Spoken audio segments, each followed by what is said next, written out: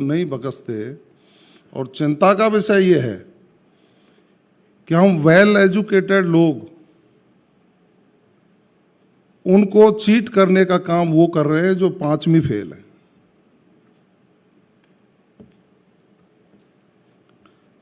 इस तरह का वहाँ मकड़जाल फैला हुआ है कि लोग गांव में जो हॉल बना रखे हैं उनमें ट्रेंड कर रहे हैं 10-10, 20-20 लड़कों को।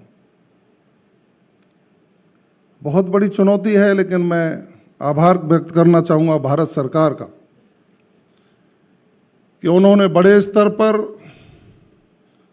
इस पे कंट्रोल कैसे किया जाए इसके प्रयास शुरू किए हैं। 1930 जैसी एक बहुत शानदार सुविधा आदरणीय मोदी जी और गृह मंत्री जी ने हमारे वैज्ञानिकों से, विद्वानों से, जो एक्सपर्ट्स थे उनसे चर्चा करके शुरू करके जो राहत देने का काम किया है। लेकिन मैं ये भी समझता हूँ, राजेश जी उसको आगे बढ़ाएंगे, कि इसमें अभी लाइन बहुत बिजी आती है। मैं रवि जी से बात कर रहा था, तो उसको और कैसे सरलीकरण किया जा सकता है, इसका हमारा प्रयास होना चाहिए, सुविधाएं उपलब्ध करानी चाहिए। साइबर क्राइम के जो प्रकार हैं वो आप सबको मालूम है। सेक्सटॉर्शन है, पैसे की चीटिंग है। अब उसमें समाज के लोग भी जो सहयोगी बनते हैं, मान लीजिए मैं आज भरतपुर के दौरे पर रहूँगा, मैंने अपनी फेसबुक पर लिखा कि मैं आज भरतपुर के दौरे पर रहूँगा, मैं सिंगल मैन हूँ और 3 दिन वहीं रहूँगा, तो उसको एक मौका मिल गया कि आदमी 3 दिन वहीं रहेगा, देखते हैं इसके घर में क्या माल है। ये भी एक अपराध है।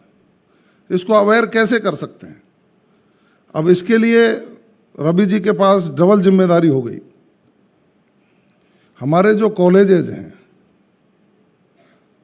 स्पेशली जो हमारी महिला कांस्टेबल है या महिला अधिकारी हैं जो इसके बारे में एक्सपर्ट हैं, वो छात्राओं के बीच में जाकर के सेमिनार करें, एक अपनी बात कहें। हमारे जो पुलिस के अधिकारी हैं वो लोग भी जहां भी कहीं संपर्क में जाएं तो 10, 20, 50 लोगों के बीच में बैठें, क्योंकि हर व्यक्ति के हाथ में एंड्रॉयड मोबाइल है। कुछ तो खरीद लिए, कुछ पिछले दिनों दे दिए गए। अब दे दिए गए वो महिलाओं के हाथ में चले गए। तो कई उदाहरण तो आपको ऐसे मिलेंगे कि हमारे देहात में जो चश्मा का नंबर है वो हम जल्दी से चेक नहीं कराते। एक बार जो फिट हो गया उसको काफ़ी दिन तक यूज करते हैं, उसको पता ही नहीं लगता कि इसमें कम ज़्यादा दिखाई देने की भी स्थिति हो गई। तो उस मोबाइल पे कोई फोटो आया और उसको ऐसे ही दिखा कम और दूसरे को फॉरवर्ड कर दिया। कई राजनीतिक लोगों के साथ भी हुआ, उन्होंने स्पष्टीकरण दिया कि मुझे कम दिखाई देता है इसलिए फॉरवर्ड हो गया। इन चीज़ों पर हमको जागरूकता के अभियान चलाने की आवश्यकता है। मैं आनंद जी से भी कहूँगा कि राजस्थान सरकार से इन अपराधों को रोकने के लिए, पुलिस को और मजबूत करने के लिए हमें क्या क्या करने की आवश्यकता है, एक आप इनसे चर्चा करके कि नोट बना करके देंगे तो मैं माननीय मुख्यमंत्री जी से चर्चा करूँगा कि आपको और ज़्यादा मदद करने की व्यवस्था हो, जिससे आप और एक्टिव होकर के काम कर सकें। कल जब हमारा प्रबोधन का काम चल रहा था तो माननीय मुख्यमंत्री जी ने मुझे अचानक उसमें से बुलाया।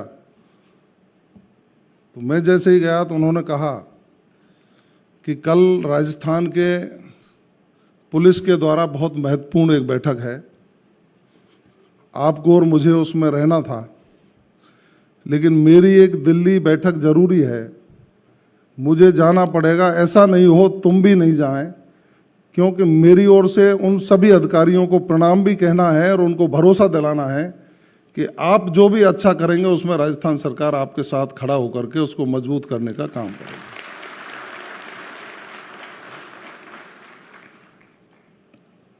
मेरे 2-3 सुझाव हैं, यदि आपको अच्छा लगे और वो आपके उसमें फिट बैठते हों। राजस्थान में जहां इस तरह के टॉप अपराध वहाँ के एसपी के साथ एक एडिशनल एसपी स्तर का व्यक्ति जो साइबर में एक्सपर्ट हो, उसको मैं नहीं कह रहा कोई स्थायी हो, लेकिन अपराध कम से कम बहुत कम श्रेणी में आ जाए, फिर उसको कहीं दूसरी जगह उपयोग ले लिया जाए, लेकिन एक एडिशनल स्तर का अधिकारी जो एक्सपर्ट हो साइबर में, वो और उसके साथ एक टीम वहाँ आप तैनात करेंगे तो जो समस्या समाधान है उसके लिए ज़्यादा सहूलियत होगी। क्योंकि भरतपुर स्तर पर एक साइबर थाना है। 4-5 दिन पहले एक महिला का फ़ोन आया जो हमारी एक कार्यकर्ता थी, और उसने जैसे ही फ़ोन किया तो मेरी आदत है मैं सीधे ही फ़ोन रिसीव करता हूँ करीब। उसने कहा भैया मैं तो मर गई, मेरे 89,000 रुपया चले गए अकाउंट में से, तो मेरे साइबर थाने चले जाओ। वो साइबर थाने गई तो रात के करीब 7:30-8 बज रहे थे, उसका लॉक लगा हुआ था। हमको जो सर्विस है वो सही तरीके से डिलीवर कैसे हो, उसके 8 घंटे की, 4 घंटे की, 5 घंटे की ड्यूटी राउंड ओ क्लॉक में बदलते हुए हम कैसे कर सकते हैं, क्योंकि ये चुनौती ज़्यादा है। अब भैंस चोरी की घटनाएं कम मिलेंगी, दूसरी लूट की घटनाएं कम मिलेंगी। जैसा कह रहे थे रवि प्रकाश जी कि अब तो खेत की मेंढ पर बैठा बैठा व्यक्ति खेत में पानी भी दे रहा है और वो ये धंधा भी कर रहा है। उन गांवों में आप देखेंगे, किसी दिन विजिट रखना, जो वहाँ मेवात में अधिकारी रहे, कई बैठे हैं हमारे सामने, सारी सुविधाएं हो गई, उनको एटीएम वहाँ खोल दिए गए, अच्छे अच्छे ढाबे होटल वहाँ बन गए हैं। बाजार की जो सुख सुविधाओं को खरीदने के लिए जाते थे, वो कॉस्मेटिक से लेकर के सारी दुकानें वहीं खुल गई हैं। उनको ज़रूरत नहीं है आपके थाने के इर्द गिर्द आने की। तो उस पर अंकुश लगाना एक बहुत बड़ी चुनौती हमारे सामने है, लेकिन मुझे दृढ़ विश्वास भी है राजस्थान पुलिस ने हमेशा कानून व्यवस्था को बनाए रखने के लिए और अपराधियों में भय कैसे बने, इसके लिए, अपराध को रोकने के लिए अच्छे काम किए हैं। आप निश्चित रूप से साधुवाद के पात्र हैं। अन्य राज्यों की पुलिस राजस्थान से सीखती थी, लेकिन पिछले कुछ दिनों में, हम घर में बैठे हैं, चर्चा करने की कोई ऐसा कोई वो भी नहीं है, पिछले कुछ दिनों से अन्य राज्यों की पुलिस, 5-5, 6-6 राज्यों की पुलिस राजस्थान में पड़ी रहे, ये हमारे लिए चुनौती है। हम अपराध को कंट्रोल करने के लिए, क्योंकि वो ये जो क्राइम कर रहा है वो व्यक्ति आंध्र प्रदेश के व्यक्ति से भी कर रहा है, ऑनलाइन है, और दूसरी जगह से भी कर रहा है, तो हमारे जो राजस्थान की छवि है उसका क्या प्रभाव पड़ रहा है।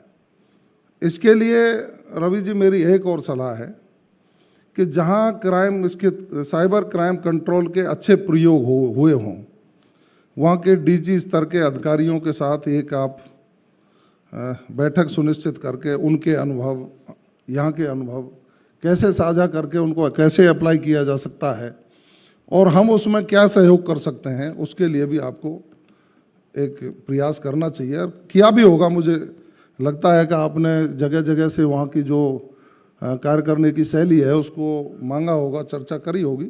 फिर भी एक अधिकारी स्तर की टिफिन बैठक आपकी हो जाए, हम उसको टिफिन बैठक कहने लग गए आजकल, वो हो जाए और आप उसमें न्यू इनोवेशंस क्या किए जा सकते हैं उसको भी करके जनता को राहत देने का काम करें।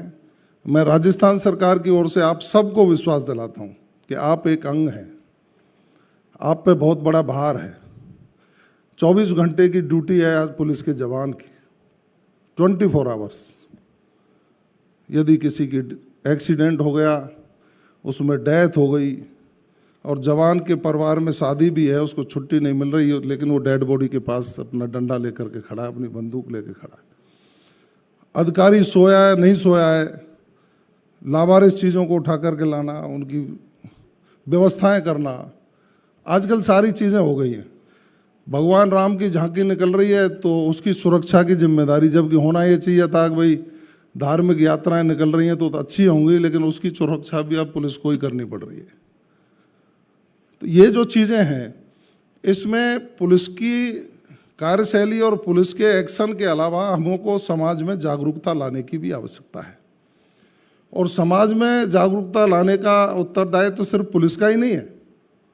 हम जो राजनीतिक लोग हैं, समाज के जो सेलिब्रिटीज़ हैं, हमारे जो धर्म गुरु हैं, उन सबकी ये महत्वपूर्ण भूमिका होनी चाहिए कि हम अच्छा समाज बनाने के लिए, शांति प्रिय राजस्थान बनाने के लिए हम क्या क्या कर सकते हैं, वो सारी चीज़ें करनी चाहिए। और हम सब लोग, जहाँ भी मेरा प्रवास रहेगा, मैं सक्षम पुलिस अधिकारियों के साथ बैठकर मैं कोशिश करूँगा किसी न किसी ऐसे गांव में जिसके गांव के नाम के नीचे आपकी रेड लाइन लगी हुई हो, उस गांव में जाकर के समाज के लोगों के साथ बैठ कर के सुधारात्मक व्यवस्थाएं कैसे की जा सकती हैं, उसका भी हम प्रयास करें। ऐसा मेरा भी प्रयास रहेगा और राजस्थान सरकार का पूरा प्रयास रहेगा। आप सबने इस महत्वपूर्ण बैठक में बुलाकर मेरा भी ज्ञान वर्धन किया है। आपने